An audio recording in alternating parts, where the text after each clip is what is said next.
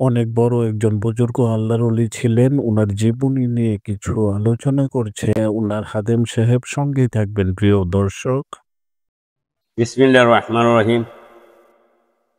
আসসালামু আলাইকুম প্রিয় দেশবাসী। আমার একটি শাসা হুজুরের জীবনীর অল্প কিছু অংশ আমি ব্যক্ত করতেছি।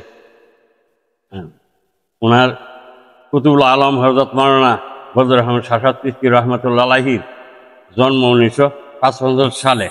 তিনি ফতেপুর প্রকাশ্যে তুলাইশমূল গ্রামের অধিবাসী। তিনি পূর্বপুরুষ ফতে আহমদ। ফতেপুর গ্রাম তিনি পূর্বপুরুষের নামেই হয়েছিল। তাহার পিতার নাম মেহেন্দি আলী ভূঁইয়া। তিনি 1965 ইংরেজি সনের 24 নভেম্বর রোজ সোমবার শুভে সাদিকের সময় শাহাদাত বরণ করেন। তিনি দুনিয়াতে 120 বছর জীবনযাপন করেন। তিনি মাতৃগর্ভে 7 মাস ছিল। দুনিয়ায় তাহাকে তুলার আবরণের মাধ্যমে রাখিয়া মিশ্রির পানিতে তুলা দিয়া ভিজাইয়া মুখের খাবার পরিবেশন করা হইত। তিনি 3 মাস পরে দুনিয়ার আলো দেখতে পায়। দুনিয়াতে আসার কালে চোখ ফুটছিল না, এই জন্যেই তুলার আবরণের রাখা হয়েছিল। বাল্যজীবন খুবই শান্ত ছিল। মা বাবাকে কখনো কষ্ট দেন নাই। কিশোরে পদার্পণ করেন, তখন মাদ্রাসায় লেখাপড়া করেন। মক্তবে লেখাপড়া ও খুব মেধা, তীক্ষ্ণ, শান্ত মর্জির অধিকারী ছিলেন। তখন ব্রিটিশের সময় ছিল। ঢাকা গমন করেন গানের পিপাসায়।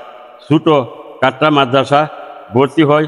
ওইখানে পড়া শেষে ভারতে মুরাদাবাদ মাদ্রাসায় ভর্তি হয়। ওইখানে পড়া শেষ করে আবার ঢাকা ছোট কাটরায় চলে আসেন।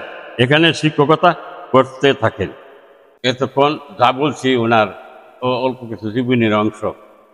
আর গ্রামবাসী, এলাকাবাসী, ভক্তবৃন্দ, আছে কান মরিদান, সবার কাছে আমার এই আবেদন, আপনারা সবাই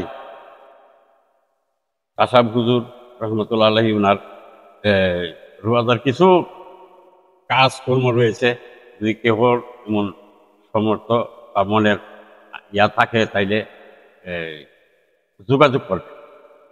বিশেষ করে আগামী 3 তারিখ ফেব্রুয়ারি 3 তারিখ আমাদের এই বাৎসরিক একটা উরুস মুবারক আছে। এখানে আপনারা সবার জন্য সবাই আমন্ত্রিত করলাম, দাওয়াত করলাম, আর আসবেন।